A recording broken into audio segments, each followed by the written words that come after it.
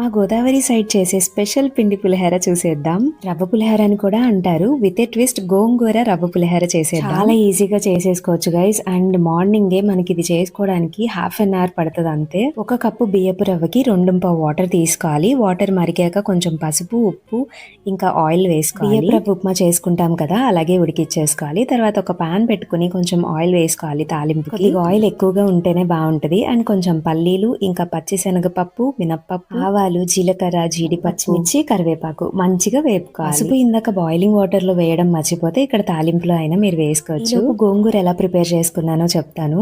గోంగూర neat గా clean చేసేసుకుని pan లో కొంచెం ఆయిల్ వేసేసుకుని గోంగూర మగ్గించుకోవాలి. మగ్గించుకున్నప్పుడే కొంచెం ఉప్పు, పసుపు కూడా వేసుకోవాలి. ఫ్రిడ్జ్ లో 1 మంత్ అయినా ఈజీగా స్టోర్ చేసుకోవచ్చు. ముందుగా వేయించుకున్న తాలింపు ఇంకా ఈ గోంగూర అన్ని కలిపి మంచిగా మిక్స్ చేసుకోవాలి. పుల్ల పుల్లగా చాలా టేస్టీగా ఉంటది. ఒకసారి ట్రై చేసేయండి. And please subscribe.